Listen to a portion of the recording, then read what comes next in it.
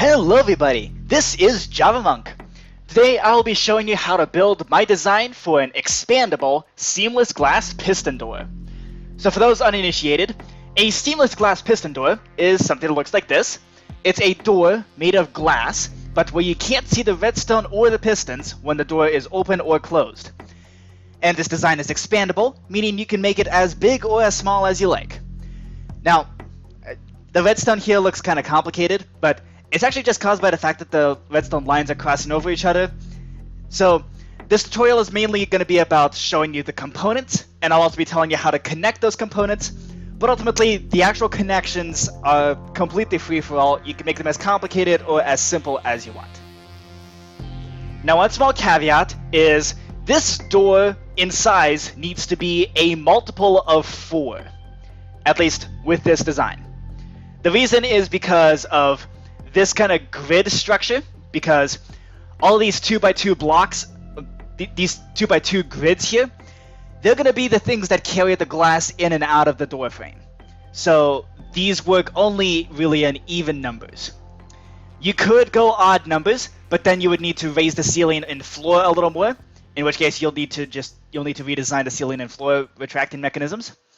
You could probably get away with making the door a multiple of 2, like an even number, but then you'll need to modify this machine a little bit, and hence why I say just do a multiple of 4. You may also notice that this door is not completely expandable. You can't go to the very bottom of the world with this design. Although, if you did want to go to the very bottom of the world, that would make this door incredibly more expensive. Like, the amount of observers required would double, maybe even triple. And that's simply because of these bubble columns that are used for instant redstone transportation up and down. So the wall retraction, I will show you how to make that. The floor and ceiling retraction is basically the same kind of mechanism, and at a later date I will show you how to completely retract this floor. That's pretty much a separate mechanism, but it does tie in very well to the rest of the door. Alright, here's our door frame. So I will be putting redstone on gold blocks, partly because it has the kind of hard edge on there, so you can kind of count the blocks when I do an outshot. And also, redstone, it sticks out on top of gold blocks. So you don't have to make this out of gold blocks, I'm just using it for building purposes. So to begin the process of building the door, we need to first figure out on the outside of this wall where the door even is. So you can break maybe a couple blocks there. And what we're going to want to do is put 5 slime blocks like this. Slime or honey, up to you. We're going to be making stripes of honey blocks and slime blocks going down the wall. So now that we have the slime blocks here, we now need 4 blocks of honey here and 3 blocks of slime there. They do need to alternate. You can start with honey or start with slime, but they need to alternate. So once you have that stripe, you're going to want to continue that kind of pattern, but alternate between slime blocks and honey blocks, just like this. So you're going to want to carry this kind of stripe pattern all the way down the wall. And there you go. One wall now has the slime and honey like this. So what should be happening is these 5 blocks will be used in a 5-block wide kind of retracting wall, and these 7 will be used in a 7-block wide retracting wall. And now they are specifically on the right side of the door. You can put it on the left side of the door if you want to, but then you'd have to mirror the entire thing. Literally everything would have to be mirrored. So the machine that's going to actually be moving the glass in and out is going to be over here on this side next to the 7-block wide wall here. Now coming on the other side of the wall, line up with your 5-block strip over here, maybe even put a marker block there, and coming over to the other side of the door, we're going to now want to make another 5-block wide kind of stripey wall over here, but over here we can make it 4 blocks wide. Again, alternate slime and honey. It always needs to alternate because the slime and honey do not stick to each other, and there's going to be a lot of moving parts. And when you're done, you should have your 5-block wide wall retraction and 4-block wide wall retraction on the opposite side from where you have the 5 and the 7. kind of like this. And you'll know that the door is the right size because whatever you started with, whether it's slime or honey, you should end at the bottom with the other one, slime or honey. So this will tell you that your door is an even numbered size, at which point you're all good to go. We can now make the simple wall retractors. Those are the ones that are 5 blocks wide or 4 blocks wide on the other side. So here's how to do that. Come back 3 blocks here, and you're going to want to put a sticky piston right here facing the wall in this direction. You're also going to want a sticky piston over here facing what would end up being the wall if, like, for example, this piston was retracted like this. This sticky piston should be grabbing onto the honey blocks here. And you're going to make that into a column of pistons like this. So this column of pistons should be able to pull back this wall of slime and honey like this. Now take your redstone blocks and starting from the bottom, every other block, put a redstone block. So something like this. Now, because it's Java Edition, this redstone block will power both of these pistons. So basically, do that going all the way up. Just like this. And now 4 of these redstone blocks, you can connect them up with slime blocks like this. This doesn't hit the push limit just yet. And then you're going to want to put one more slime block just anywhere on this stripe. Now, we're going to eventually be putting sticky pistons here away from the slime block, connected to observers, which are then activated with the bubble column. So it might be a good idea to actually put in the observer here, but then remove the sticky piston. We don't want to be retracting the wall just yet. So I guess you can put an observer like this, just 2 blocks away. So do that for every 4 redstone blocks. By the way, these slime blocks could really be replaced with honey blocks if you wanted to. And if you run out of height and you can't cover 4 redstone blocks with some slime blocks, that's fine. Just cap it off like this and keep your 1 block sticking out like that. This is also a good chance to put in your observers. Again, come 2 blocks away from the 1 slime block that you stick out. Whatever level you put that on. Doesn't have to be consistent, just as long as it's there. This is a good chance to now put in your bubble column. So you're going to want to put in whatever block you're covering your bubble column with. I'll use glass for the columns. Just put glass in between the observers. They don't have to extend all the way up. And now you're going to want to make a tube like this that goes all the way down. So all the walls need to go all the way down. 1 more block below the observer. And now at that 1 block, put a dispenser. And you're going to want to put an empty bucket into that dispenser. Underneath that dispenser, put your soul sand, and then complete the column. And once you have your column complete, make it into a bubble column. By the way, that soul sand can be magma blocks if you so choose. But the point is, it needs to be a bubble column. So there you go. I prefer the soul sand one simply because if you get trapped inside one of these bubble columns, you can just easily escape. So there you go. And now in front of each of these observers, you can put in your sticky pistons. And so this system is ready to go. This is going to be the mechanism that's going to pull back the wall. As for the actual wall retraction, we're now going to focus our attention on this column of pistons. So make a square of 2x2 slime blocks here. And then above that, make a 2x2 square of honey blocks and alternate the 2x2 squares like this.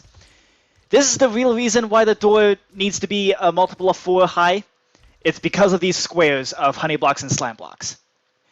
And once again, you know your door is the proper size because whatever you started with on the bottom, the opposite should be on top.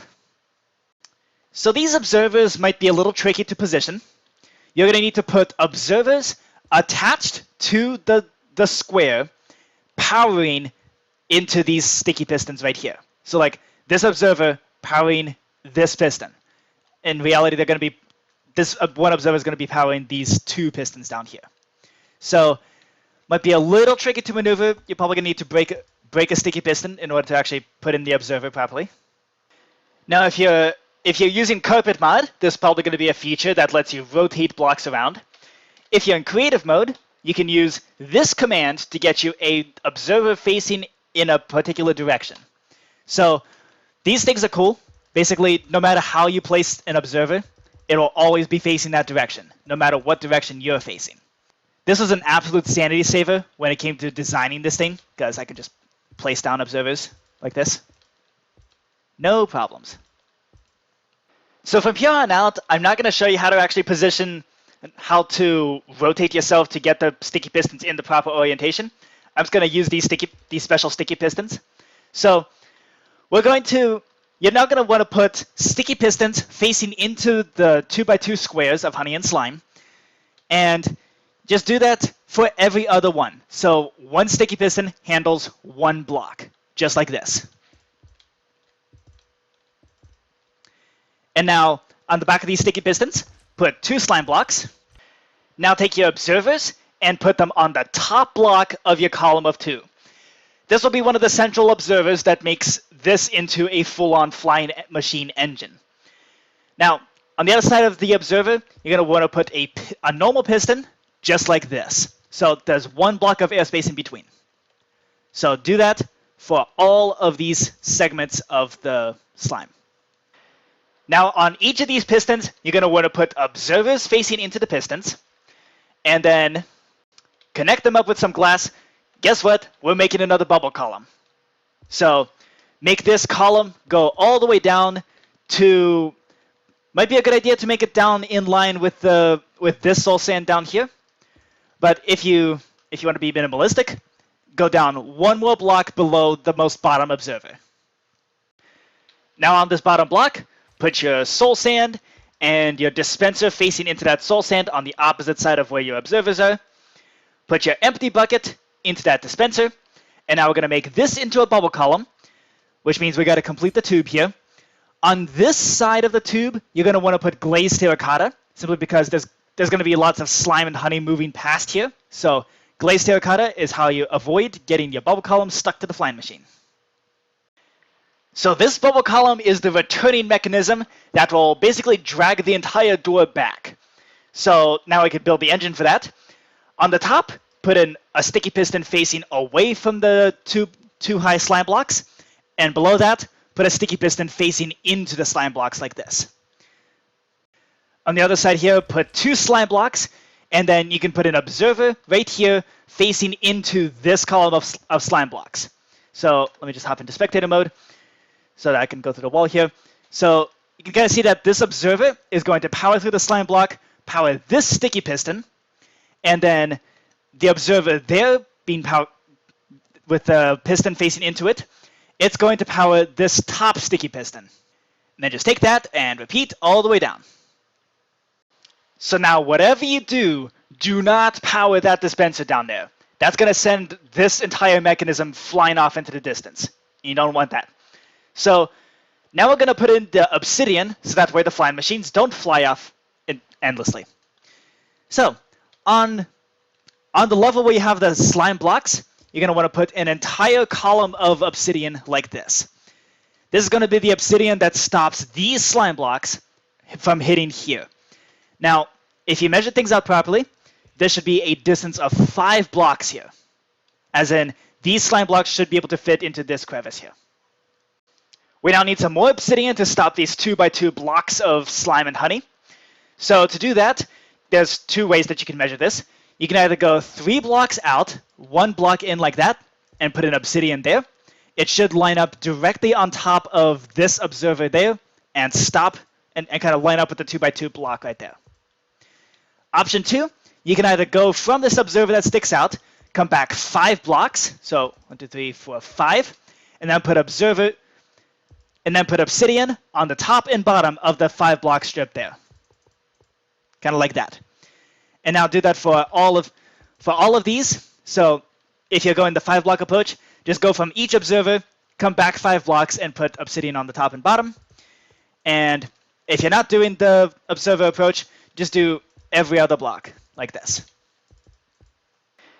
Now from this column of kind of alternating obsidian, go in between each one and come back 3 blocks and put another obsidian there. So you can skip a gap, come back 3 here, and put an obsidian like that. So And then each time you do that, you can come back 2 more blocks and put an obsidian off to the side like this. So, like this, back 2 blocks, another obsidian. So it's just like that. And there you go. Your obsidian has now been spaced out exactly as it needs to be. This is one of those cases where I wish there was like a measuring tape block in Minecraft. That'd make things so much easier to explain. So now, come back a block from the obsidian, from the very back obsidian here. And you're going to want to put an observer facing towards the flying machine. And this observer should line up with this observer on the flying machine over here.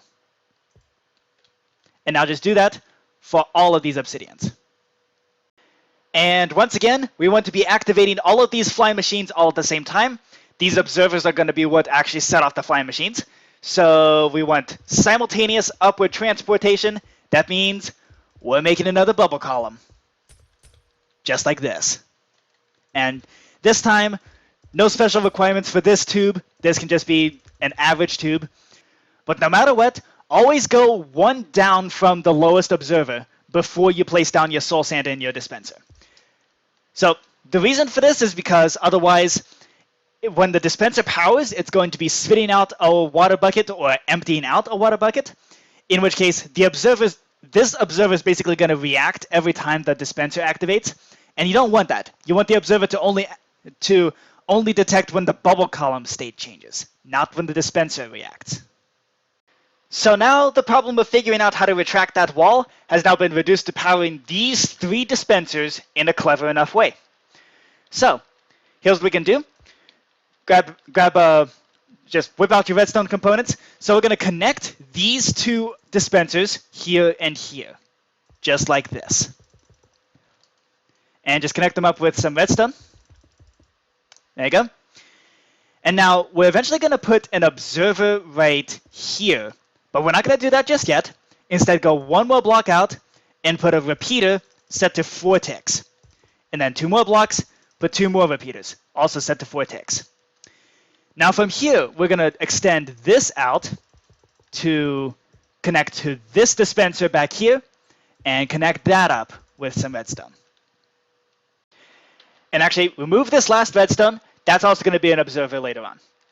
So now, put a redstone block on the right here to power the whole redstone line. Make sure the redstone reaches out all the way to here. And now we can put a sticky piston facing into that redstone block. And if you want, you can put a block with the lever on it, just so that you can move the block back and forth. And now we can put in the 2 observers. 1 here, powering this line, and 1 right here, powering into the dispenser. Well, it's going to power the dispenser by powering this block. So there you go. We can now test and make sure that this wall retracting mechanism works. So when I pull back this lever, what's going to happen is the wall is going to retract, and then these flying machines are going to pull the wall all the way back to this position. And here we go.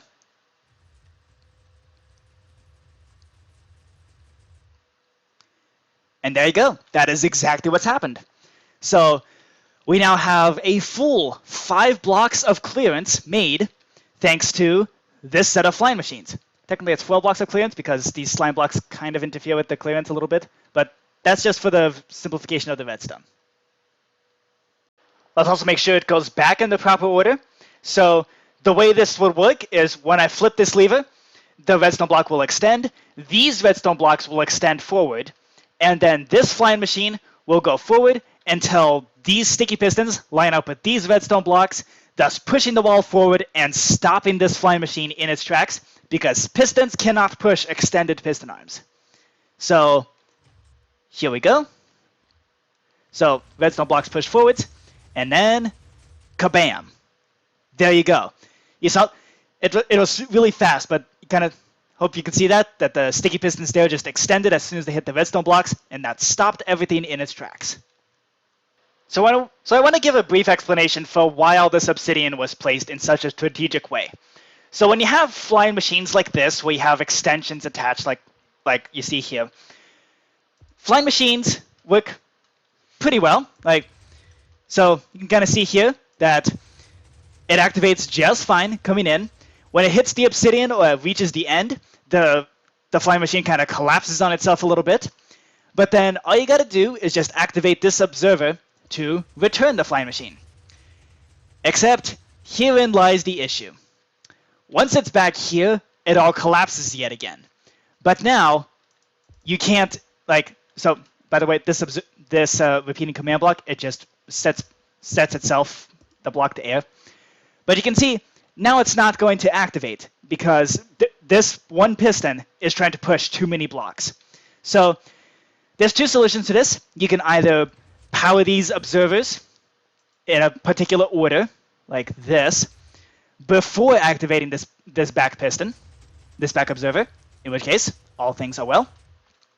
And in fact, this is the mechanism, that is exactly the kind of system that we're going to use for the giant piston wall that's coming later. Or approach number two, which I used for these walls, but that's simply because we actually have the option to do that. It's once the observers are all out like this, essentially we can cut away parts of this and put obsidian, so that way the slime blocks will never actually go past the point where they can't be activated again. So you can see here, collapses on itself just like that, perfectly fine. I power this, and it's going to come back, but it's going to come back all extended and ready to go yet again. This is why we have the obsidian, and this is why with the flying piston wall, we don't have the option to put that strategic kind of obsidian because it needs to be expandable. But here, we can get away with just putting obsidian. By the way, a repeating command block like this is incredibly useful if you want to design any kind of flying machine, simply because placing one down in front of an observer will just activate it once. So it's the job that Flint and Steel used to do with observers before they removed the ability to just right-click Flint and Steel wherever you want. So now this entire mechanism, this is the 5-block wall retractor, all activated with this one single lever. So also, if you ever wanted to make a 5-block wide jeb door that's just ridiculously tall, here you go. That's how you can make one. So for the seamless glass piston door, you're going to want to take this and completely mirror it over here now. So standard stuff, get your column of pistons facing the slime blocks, column of pistons that are going to be directly retracting the slime blocks. Behind this column of blocks, put your 2x2 wall of honey and slime. And on the top right corner of each 2x2 block, you're going to put your observers facing into this particular column of sticky pistons. Kind of like this. And yet again, put your redstone blocks, put your slime blocks connecting all the redstone. The one little piece of slime that's supposed to stick out, you're going to want to make it one block in this direction towards the 2x2 brick areas. 2x2 block areas, like this. And now, if you care about the sides of your door being synchronized, which I do, then you're going to want to keep the same order of putting these observers in sticky pistons. So, again, come out 2 blocks, put your observers first, and then install the bubble column that's going to activate all the observers at once, and then put in your sticky pistons. And again, sticky pistons facing your 2x2 blocks, kind of in pairs like this. And once again with these, put in your bubble column first, and then build up the rest of the engine, because otherwise your flying machine's going to go flying off into the distance. And I almost forgot, make sure you keep your glazed terracotta with this bubble column where the glass is sliding past this honey here. And once again, these flying machines are actually flat, so mirroring is going to do nothing. And now for your obsidian placement, make sure your solid stripe of obsidian lines up with these slime blocks over here. And once again, there should be a 5-block gap of a kind of a crevice where this raw iron is going to slide into. And I should mention, this stripe of obsidian should go all the way down to the very bottom of your wall. So, yeah, from here it's just standard stuff. You go. I personally prefer the 5 blocks and then the 2 obsidian approach for measuring out where to put this obsidian to stop the 2x2 blocks. But you can use whatever method of measuring that you want. And then in between each of these, yet again, come back 3 blocks, put an obsidian, then come back 2 and put an obsidian, this time lining up with the actual engines here. Come to think of it, this also works. You should have 3 blocks of airspace in between the obsidian that's going to stop the actual engines. So even this redstone is going to be symmetrical. However, the powering mechanism will not. So over there, we use the sticky piston with the redstone block. Here, just use the repeater and power it with a lever or something like that. And now you can put in your observers. And then let's test and make sure everything works. So let's depower, which should retract the wall. Just like that, leaving a 5-block crevice over here. And then power it, and that should extend the wall again. Just like that. So you know how much fun it was to build that part? Let's do it again. This time just a 4-block door. Nothing changes. The only thing that actually changes is the obsidian arrangement. That is it. Nothing else changes. And that's what's so great about this design of kind of a Jeb wall or wall retractor. I mean, this could be 3 blocks wide, 2 blocks wide, 4 blocks wide, I think up to 6 blocks. But the design, even the redstone, does not change. The only thing that changes is the spacing. So once you have your flying machines built and your bubble columns installed and also your redstone blocks over here, this is basically the exact same thing as this section of the door, just now. It's just this little tail end that's 4 blocks wide. So since it's 4 blocks wide, we still want things to line up properly. So instead of your long strip of obsidian happening at these slime blocks, you actually need to line up with these sticky pistons right here. So this part is a 4-block crevice. Beyond that, just from this observer, go back 4 blocks and do the 2 obsidian, one on top of the other trick, measurement, followed by the 3 blocks in between, come back a block, and then 2 blocks and an obsidian like that. So everything else is just fine. It's just the obsidian is shifted forward 1 block. So I skipped ahead. The bubble columns and the obsidian are now in place. So all that's left to do is, yet again, we just got to cleverly power these dispensers. So the difference here is that, so just as normal, we're going to put an observer right here. But we're going to actually, before we do that, put 2 repeaters here, set to 4 ticks. 2 repeaters instead of 3. Because what's going to happen is the powering of this dispenser is going to be a little different. And let's connect this up and then explain how that's different. So we need to add something to this kind of stripe of redstone blocks, and that is normal pistons like this. So also facing the wall and all right next to the redstone blocks. So these redstone blocks are going to power the normal pistons as well as those sticky pistons. Now what these normal pistons are going to do is they are going to stop the giant piston wall that's eventually going to be built over there. It's going to come flying across, and then these normal pistons are going to stop the piston wall. So in order for this to work properly, we basically need to power this bubble column twice every time that we send this wall moving. So come back 2 blocks on this redstone line here. We're going to come out 4 blocks and then make it loop around like this. Now you're going to want to put 5 repeaters, all set to 4 ticks, on this line. Now, if you used glass here, you can put a repeater right here if you want. But if you used a normal block and not glass, you don't want to put a repeater there. But you can put a redstone dust there, and then just connect it up. So there you go. Now we're going to put an observer here and an observer here. We're going to do the same approach as how we powered that part of the wall there. So pick a spot, put a repeater, and then come up a block and power with the lever. So we'll be replacing that lever when we connect everything together. But for now, this is just so that the observers don't freak out when we're actually connecting everything. And now we can test this thing. So when we flip that lever, what should happen is this wall will retract as normal, but also this set of redstone blocks should unpower and power back. So Let's see if this works. So you see it retracted just long enough so that the wall can go back, and now it extended again, so all these normal pistons are extended. And then we can do the same thing when it powers. So it's inconsequential that the redstone blocks basically unpowered in the extending process. And now onto the 7-block wide door wall retractor thing. So this is going to be significantly more complicated, and like these things are comparatively simple. This was not. Possibly because I overcomplicated it, but possibly because this is not exactly an optimized solution.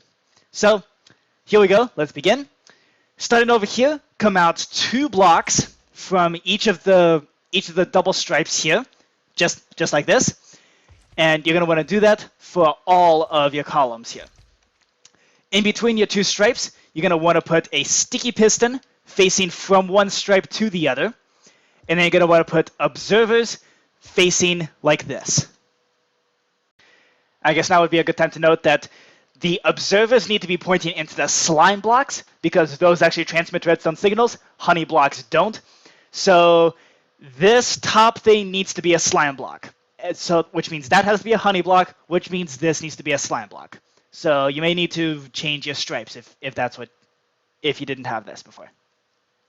Now before we go any further, we need to grab some normal blocks, like just normal movable blocks, and gonna need to basically put them all inside here and make like a wall. So this is basically like adding weight.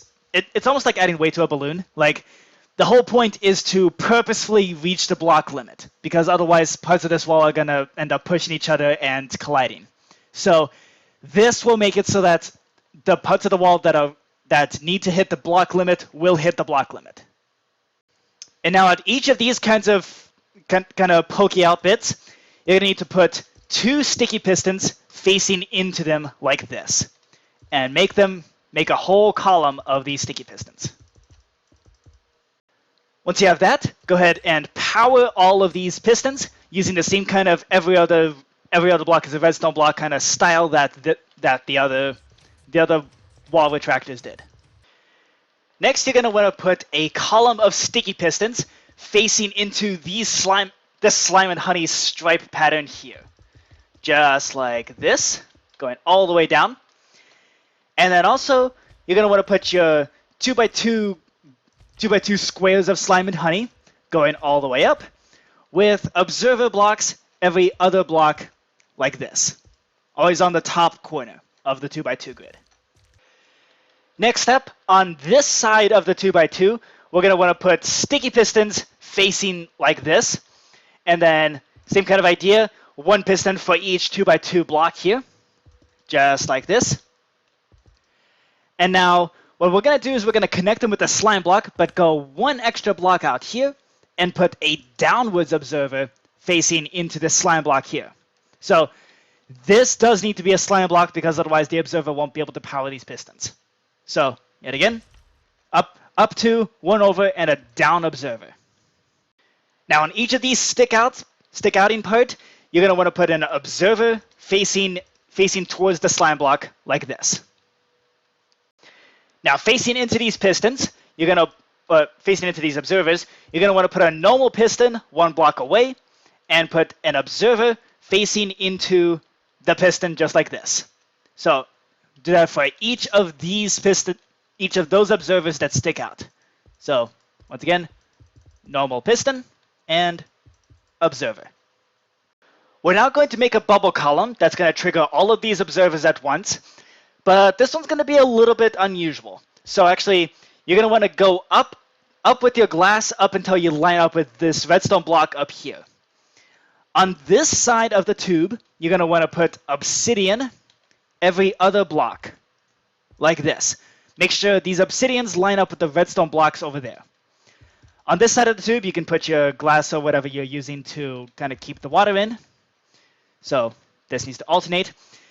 Everywhere there's an obsidian up here, you need to put a normal observer facing this way, for each of those obsidians.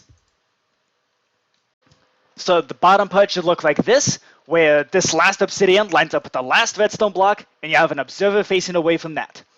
So underneath this observer, this is where you put your dispenser, and the soul sand below that. You put your empty bucket into that dispenser, and this fourth side of the tube is not going to be covered at all, because this flying machine is actually going to be coming up right against this bubble column right here. Now in front of each of these observers, put a block and a piston facing towards the wall or towards this flying machine. This one bubble column is going to be controlling multiple systems at the same time. So in order to power this dispenser, we're going to want to put an observer right there so that it powers the dispenser. Now it does look like this observer is going to be quasi-powering this dispenser through the block. That's really not going to be a problem at all. So when you make it into the bubble column, there's going to be some water spilling out the side, and that's okay. Once the bubble column's in place, now we can safely put in the actual engines for each of these flying machines. So you're going to want to put a sticky piston here and a sticky piston there. This one facing away from the slime block, this one facing towards the slime block. And now put 2 slime blocks back there and put an observer on this slime block facing into this sticky piston. So then do that for all the layers. So once again, sticky piston there, and 2 slime blocks and an observer. So now we're going to put in our strategic stripes of obsidian. So coming off 1 block away from this last observer, you're going to want to put a solid stripe of obsidian like this. If you measure things out properly, this should be a 7-block gap between this sticky piston and the stripe of obsidian. Now from each of these slime blocks here, come out 6 blocks, and then put in obsidian on the top and bottom. So this is the spacing that you need for this stripe of obsidian. So this stripe is going to be alternating between obsidian and air, just like this. And now in between sets like this, come back 5 blocks, just like this. So you have your obsidian on top and bottom. Go back 5 blocks and put an obsidian right there. And you're going to want to do that for each of these kinds of pairs of obsidian. So 5 blocks and an obsidian. There should be 3 blocks in between each of these. And now next to these obsidians, you're going to want to put an observer. This observer should be lining up with this observer over here on each of these flying machines. So do that.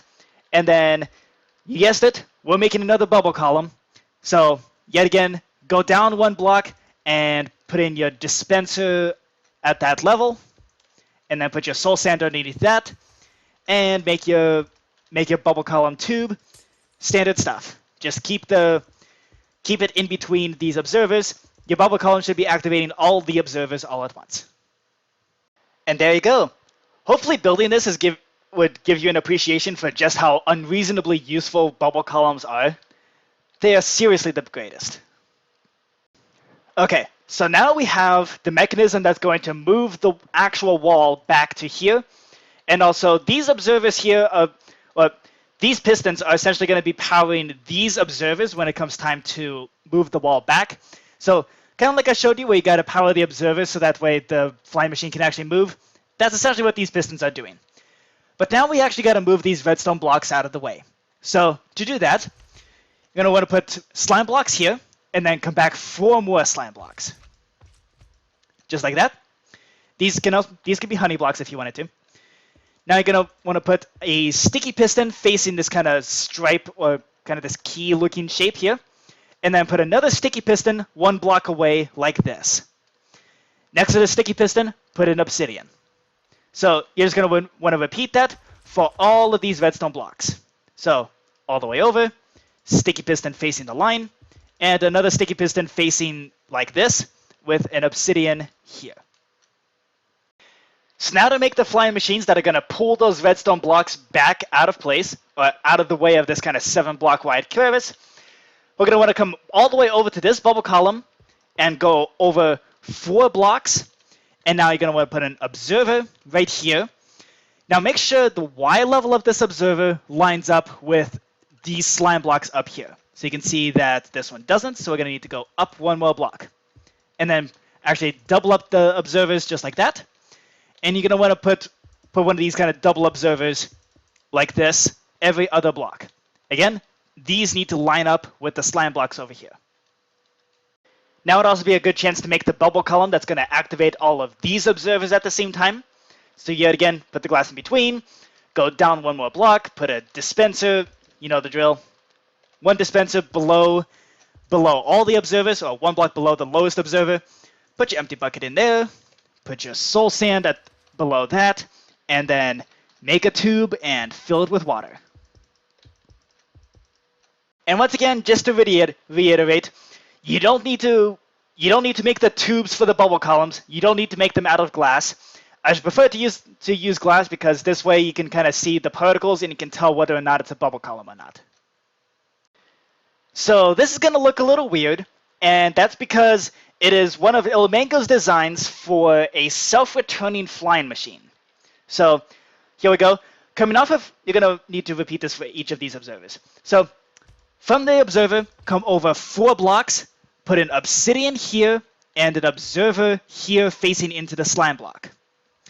Next, place a sticky piston here facing out, and a sticky piston there facing in, with 2 slime blocks on this side. So now for the actual self-returning part, you're going to need to put an observer here facing into the slime blocks, a honey block there, normal piston right there. And this has just made a self-returning flying machine. You can see that it's self-returning because if I just quickly break and place this block, then you can see the machine flies out and then automatically flies back. This is what we want. So attached to the slime block, we need a sticky piston right here facing away. It needs to be powered by this observer right there. And then attached to this, kind of 1 block away from the sticky piston, you're going to need to put 2 slime blocks. You're going to need to put an observer right there facing out, and an observer here facing up. And next to this observer, put an obsidian. So this is the contraption that we're going to repeat over and over, all the way down. And what should happen as you're building is that these observers are going to look like they're stuck to both of these slime blocks at the same time. That is exactly what should be happening, and this is exactly why it's so important that bubble columns transmit vertical redstone instantly. You're about to see behind the scenes of something that has been plaguing me for the absolute longest time. The /clone command is a terrible command. And here's why. When you activate /clone, basically every observer is going to activate. And yeah, it just breaks absolutely everything, as you saw here. This is going to be a mess to clean up. So yeah, never use /clone when you have observers in a contraption. It's just the worst. It is the absolute worst command. Please bring back MCEdit. If you know anything even remotely related to MCEdit, some kind of external program that lets me clone things or move things or something like that, external program so that the observers don't activate when you make modifications. Like, if there's a program like that, please let me know. Because seriously, this is the worst. Pretty much the only way to use /clone when it comes to flying machines with observers in them is to you just gotta strategically place like crying obsidian or something, just so you can then /fill away all the crying obsidian. But just, it is the worst process. And don't think structure blocks can get you out of that kind of mess. They don't. Structure blocks are even unreliable in what observers get activated. So now, once again, the problem of figuring out how to retract this 7-block wall has now been reduced to just figuring out how to power these 3 dispensers in clever enough ways. So, here we go. From this observer, from this dispenser, we're gonna want to put an observer. So this observer we can activate as much as we want. It doesn't really matter. And now we're going to put a repeater right here set to 4 ticks, and another repeater right here also set to 4 ticks. So now coming off this block, come back another block, put a redstone repeater, and now we're going to need a block with some redstone. And now we're going to make a little bit of a platform because we're going to make a gigantic circuit known as an ABBA circuit. Essentially, it's going to activate this, then this dispenser, and then on the D power, it's going to activate this dispenser, then this collection. So, come out 11 blocks, and then put another block, put a redstone there, and then connect up with another platform like this. And now going from this redstone to that one, you're going to want to put 11 repeaters, just like this, and set them all to 4 ticks. Now next to this redstone, come up a block, and then come back with 11 more repeaters. And it should end with a block up like this. Each of these repeaters also need to be set to 4 ticks. Now on the other side of that redstone, we're going to put an observer. But before we do that, let's power this right here. So we can also connect this up with some redstone. And let's just make sure that, okay, looks like the dispenser is flipped. So to correct that, what we can do is just power the dispenser. You're going to want to keep all the dispensers to be empty buckets or filled buckets, just all at the same state. Okay, so now that this is powered, grab an observer, come up a block there, and then we're going to need to connect this observer to this dispenser over here. So we can just do that with a basic redstone line, just like this. So now we need to connect this redstone line up to this observer. So we can do that by kind of snaking it through the contraption a bit like this. Oh snap. Okay, I was about to suggest you remove this observer temporarily so that this doesn't happen. Thankfully, fixing an issue like this is fairly easy. Just put a stripe of obsidian right here so that the 2x2 blocks stop at the proper place. And then all you got to do is just power this dispenser. And that should send all the flying machines back. Make sure they're all lined up. And then you can remove the crying obsidian here. I used crying obsidian just to mark the fact that this obsidian here is not supposed to be there. So, yeah. There you go. Here, I'll put an observer facing backwards away from the dispenser to mark that this is the observer that we're trying to reach. So since this redstone line is powered, we can try to snake it through and see if it reaches. It does not. So looks like we need to extend the signal a little bit. I think we can do that by just putting a block there. So yeah, there we go. Now this has redstone power 1. That's enough. So there we go. We can break this observer and put it back. So outside of those minor setbacks, we're now done. This is the 7-block wide wall retracting mechanism. So let's power it, or in this case, depower it, and watch as it happens. So this flying machine is going to fly out first and pull back the redstone blocks. Just like that. And then these flying machines are going to fly back and pull the wall all the way back. And now we have a 7-block wide gap through which a really big flying machine is going to come flying through here. Now you'll notice here that the 7 blocks have kind of collapsed like this. And so this piston would not be able to push this entire kind of contraption. Hence why we have pistons here to then activate these observers on the extension part. Also notice that the bubble column here is right up against the piston. Yeah. This is why you can't have the side that block the water flow. So now on the extension part, this is why it's an ABBA circuit. So that goes all the way out, gets stopped by that flying machine. It gets stopped by the 5-block wall retractor. And then the redstone blocks come out and extend the wall forward. This 7-block retractor is definitely not the best. and it does rely on the 5-block retractor already being there to stop the flying machines. It's not the greatest, but it gets the job done. And one last thing before we put in the massive piston wall and really address the elephant in the room, we gotta deal with the floor and the ceiling. So if you're following along with this part of the tutorial, we're just gonna make a part that's going to retract the floor and the ceiling 1 block only.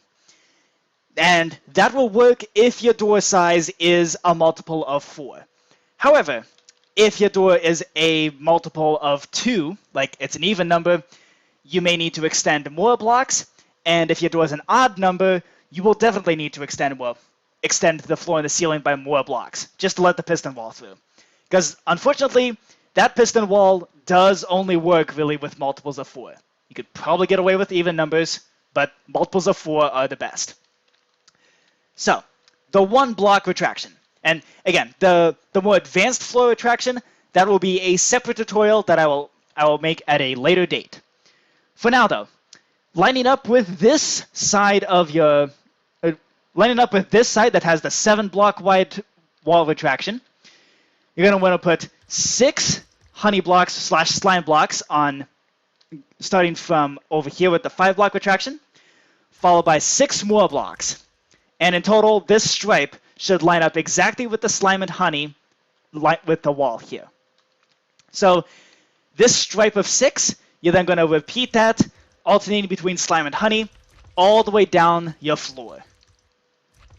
Just like this, all the way down. Once you have your stripes, come down 3 blocks and put a sticky piston 1 block underneath this. And you're going to want to make a stripe of sticky pistons on the very edge of this kind of platform here. Now 1 block underneath these sticky pistons, you're going to need to put target blocks underneath here. Essentially what we're going to make is kind of an instant repeating line that's going to power all of these sticky pistons all at the same time. So do the same with the target blocks underneath here.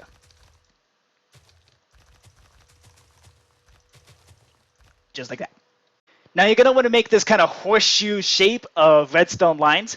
So but redstone coming into all of the target blocks all the way down your line, and then connect them on one end like this. The end that they connect on should be the shorter side of the wall retraction. That's simply for the sake of convenience. You can make it on the other side, but for the sake of convenience, there's going to be a little bit of redstone involved, and you don't want to try to run that redstone around your giant piston wall, or through this contraption for that matter. So now come in 4 blocks here, come back a couple blocks and up, and we're going to put a redstone torch on the side of that block. So you can kind of see that the redstone line is going to end somewhere around here, although it is going to be misaligned by 1 block. I'm sorry, that's just how this is going to work. Everything works on even numbers, so unfortunately, there's really no way to center this. So we got to somehow extend this redstone line to go all the way to the end of the line of target blocks here, but without any delay, because these target blocks are ultimately going to have redstone torches on top, and we need these sticky pistons to all retract all at the same time, or else blocks are going to get stuck to each other. So, at the end of this redstone line, put a target block, and now come back 2 blocks here, come down a block like this, and place some redstone. And now we're going to make an instant repeater. So come up a block, place a sticky piston with the redstone block attached, and a sticky piston underneath that. Now, over here, on the other side of this target block in the middle, come over 2 blocks and put 2 redstone right there. And that should be able to extend the signal all the way through. Now, on this target block here, we're going to actually break the one right here, put a redstone torch on top of that. And on the other side, it's basically the same process. So once the redstone line runs out, break the next one, replace it with a target block, and break the target block behind that. Then come 2 over, come down a block, put a redstone dust, come up a block, and then put a sticky piston, redstone block, sticky piston underneath that. And now over here, come over 2 blocks like this with 2 redstone, and that should extend the signal. At which point, on the opposite side of the target block, put a redstone torch. So now take a lever or something and power that block. That should turn off the redstone torch. So now what we can do is, on top of the redstone torches that we put on the back of the target blocks, put a block on top of those, and then on top of each of the other target blocks, just put redstone torches normally, like this. This should extend all of your pistons. And same thing on the other side. Wherever you have your redstone torch on the back, put a block instead. Everywhere else, put redstone torches. Just like that. So what should happen is when I flick this lever, it should pull back the entire floor, which it does. And then flipping it again should extend the entire floor. The ceiling retractors are going to be somewhat similar. So you can either try to line up with the floor or come back to this side with the 7-block wall retractor. And now, once again, put your 6 sticky blocks on top here, and then the other sticky block, put 6 of them right next to that, and make your stripes alternating slime and honey, just like this, all the way down. The ceiling is basically going to be more or less the floor retraction, but upside down.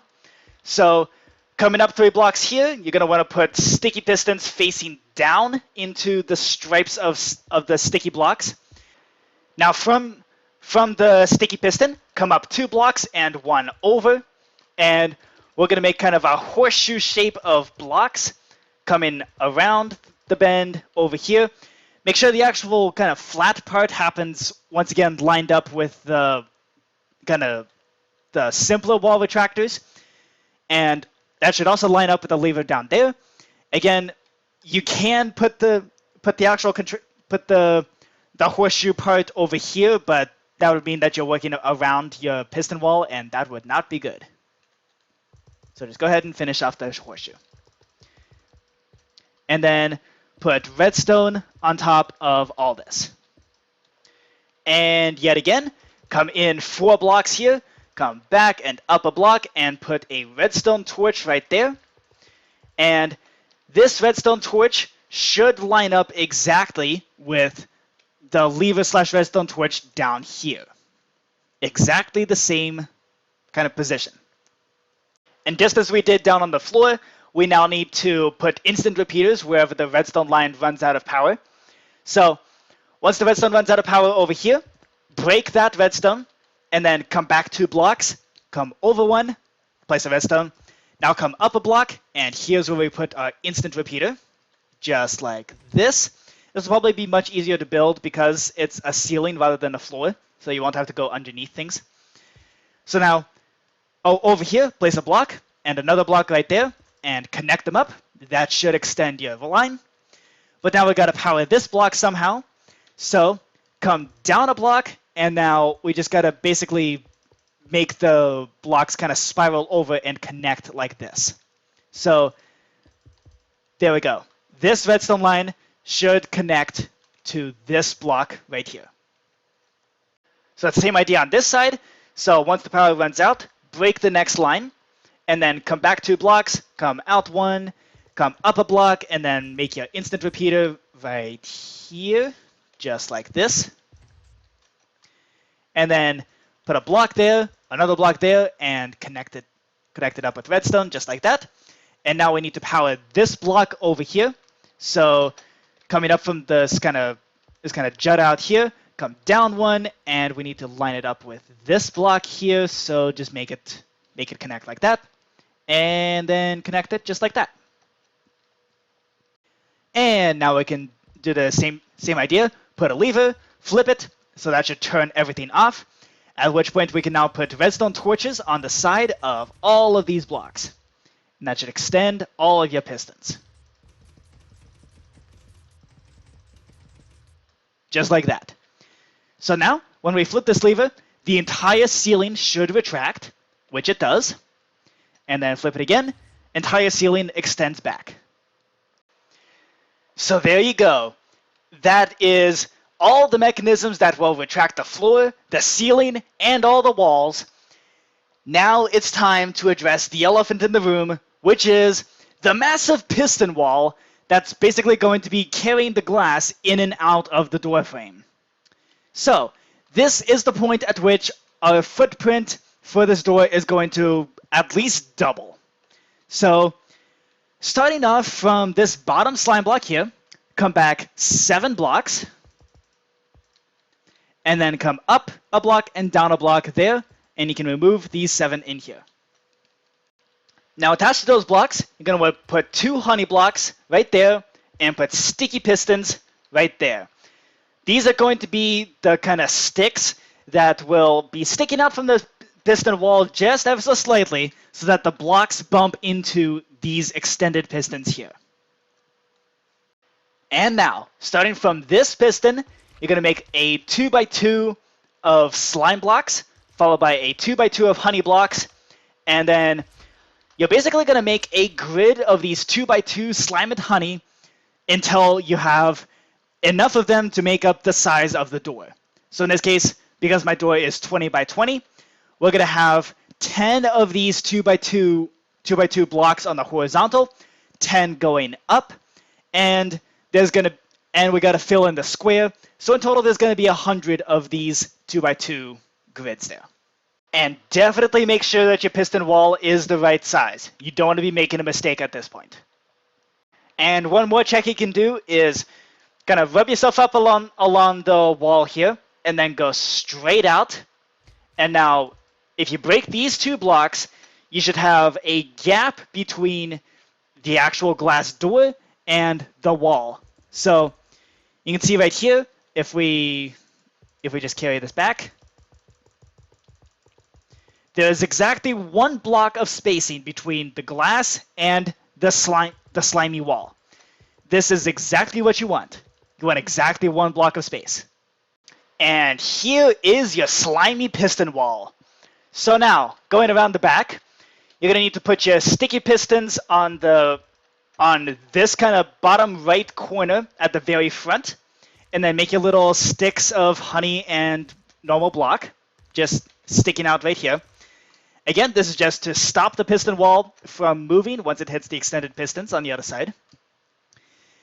Now, there's going to be a very repetitive and tedious pattern. So, but it's also going to be incredibly intricate. So pay attention.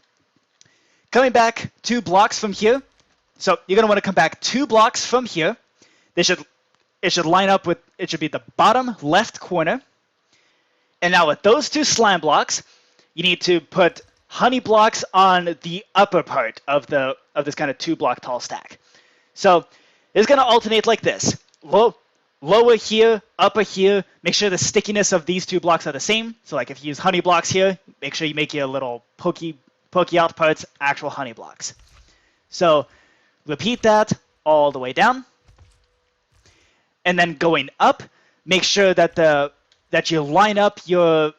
So you got to line up the block, and also you got to line up which corner you're at. So if the sticking out part is on the upper left corner, it needs to also be the upper left corner of the next layer above it. So you're basically going to be making a semi-checkerboard pattern sort of thing, like this. And now that you've made the world's stickiest pegboard, you're now going to need to put sticky pistons inside each of these rods. Basically, they need to go out towards the door. So on top of, kind of facing every single one of these, put sticky pistons. And there you go. Make sure all your sticky pistons are facing the door. So at this point, you might want to take some furnaces or crying obsidian or something like that and just put them at the end of these little sticks over here. That's just because we're about to put observers on basically the entire door. So you don't want this door to start unraveling itself, because it's going to be an absolute pain trying to reel back in. So now that we have this kind of safety mechanism, starting from here, if on the lower left corner like this, you're going to want to put slime blocks in a 3 and a 1 like this. So basically, every pair of sticky pistons, make this kind of upside down L shape, or I guess Waluigi shape, like this. Now on the pairs of sticky pistons that correspond to the upper left corner, you're going to want to put just 3 like that and 1 sticking out in the middle. So 3 up there, 1 sticking out, just like this. And now carry that down all the way over. Now for your information, none of these slime blocks can be replaced with honey blocks, because we're about to put sticky pistons here, and these do need to be powered through the block like that. So, while we can still actually access the area, you now need to put observers. So, on these Waluigi shapes, you need to put an observer here, powering the slime block to activate this piston, and then an observer here, sandwiched in between the 2 shapes, which should power this piston here. So, repeat that pattern all the way up, just like that. So, the last observer should be in line with the top of the wall here. Now on these parts with the kind of sideways Tetris T here, you're going to need to put 2 observers facing into the slime blocks like this. So again, the top observer should line up with the top of the wall. So every single one of these, put that in. Oh, and I should mention, the little sticky out parts of the slime blocks should line up in individual layers like this. And now, on each of these kinds of, in between each of these tabs, put sticky pistons, again, facing the door there.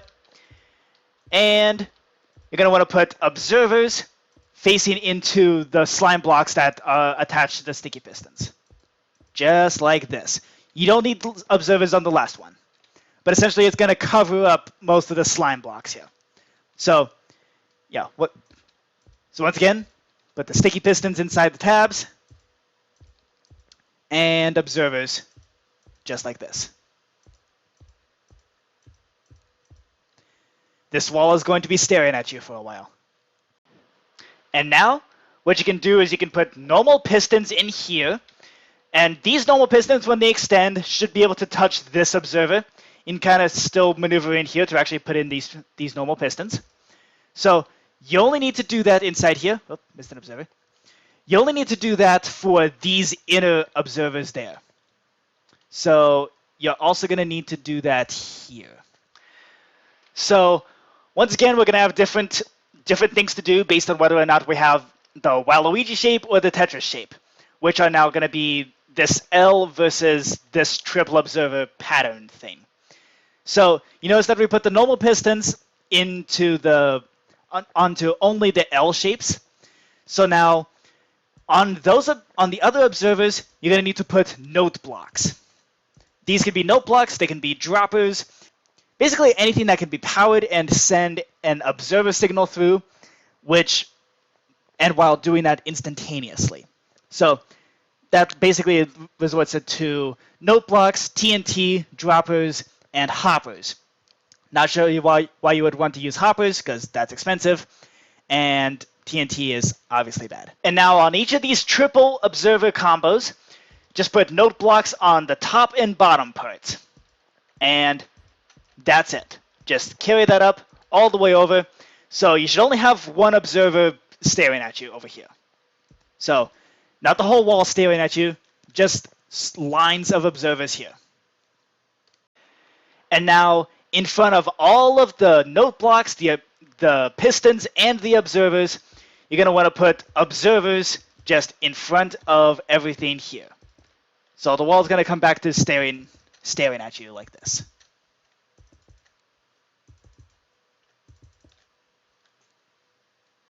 Before I forget, also a good idea to put observers here facing into the sticky pistons with the little sticks coming out of them. Just like this. And now that you have all your observers in place, you can now put little walls in between, and we're going to make a ton of bubble columns. Just an absolute ton. So, yeah, just make sure your columns go down 1 below the bottom observer here. And, yeah, just make tubes out of your observers. Oh, and while you're putting in the tubes, this will also be a good chance to put in your dispensers. So we are in fact going to be making lots of bubble columns. So this might be a little hard to maneuver these dispensers in place, but I'm sure you could do it. Might have to break some of the soul sand as you're doing it. But there you go. So this is what your bubble column should look like. Next up, we need to finish off with this actual machine. So with each of these sticking out parts, we can put sticky pistons facing inwards like that. Now put a slime block and an observer powering into the slime block, just like this. And now coming off of each of these slime blocks, go back 9 blocks. And this is where we put another sticky piston.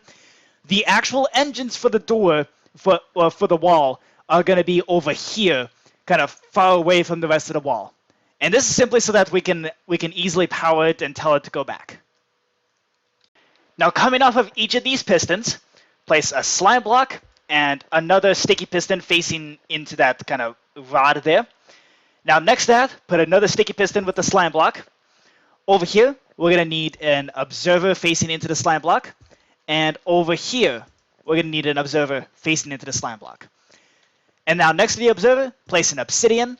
And that's going to be the actual engine that's going to push the entire wall, or at least this segment of the wall. So for those purposes, you're going to want another observer just back there. So here you're going to want to make a tube just sticking out like this. And over here, you're going to want to come out another observer and then make a tube there. Standard bubble column tube as we've built many, many times now. And over here as well, come out one more observer and make a tube. Here in fact, one of the walls are already filled in. So here you go. All the bubble columns are now in place. And once again, the dispensers are 1 block below the bottommost observer. Here we can put the dispenser over here on this side because we're going to make a redstone line that connects all of these observers together. Dispensers. So the idea is that we're basically going to power each of these dispensers starting from here in sequence all the way to the end there. That's it. That's all this line is going to do. So here's what you're going to want to do. First off, put some blocks behind your dispensers and put redstone on top. Now, starting from here, come up a block, come up another block, and then bridge over like this and put a block on top of the redstone wire like that. Now, take a repeater, shove it into that block, and take another repeater, put it on this kind of 3-block strip here, and connect that up with redstone. So this will delay this next dispenser by 2 repeater ticks. Now, from this block down here, come down a block, and then come over and loop around, and you're going to need to dip down one like this. So then put a repeater into this pit, set to 4 ticks, and a repeater coming out of this block, set to 4 ticks. And then connect that up with redstone. So you're going to want to repeat that process all the way down. So once again, coming up from this down here, come up 2, loop over, and then up a block there. Put a repeater here, and then connect that up with redstone. And now to connect over to the next dispenser, come down a block, come over 2, and then down another block like that. Put a repeater here, and the repeater coming out of the block there. Connect that up with redstone. So just repeat that all the way down. So depending on how wide your door is, you might end with an up dispenser before moving on to this one, or you might end up with a down dispenser before moving on to this one. In either case, just connect it with redstone somehow. You might need a staircase or something like that. It doesn't matter how you do it. Just as long as you have space to put 2 repeaters. So 2 repeaters like that, all connected with redstone before connecting up with the dispenser. So there we go. Now we just need to get these blocks over here to bridge over to these dispensers. And now we can hook these up with redstone. And we just got to put in some repeaters to delay everything so that nothing folds in on itself. So somewhere in between this dispenser and this dispenser, just put 2 repeaters, both set to 4 ticks. And somewhere in between these 2 dispensers, also put 2 repeaters, both set to 4 ticks. Alright, so all that's left to do with this piston wall is just figure out a way to activate these observers. Because the thing is, right now, if you were to power the stain on, without any glass on it, these little sticks won't stop anything. But if there were blocks attached to the wall, then the sticks will actually prevent the wall from moving at all. So we need to power these observers. So here's how we're going to do that. Come out 3 blocks away from the observers and put normal pistons facing this kind of line here.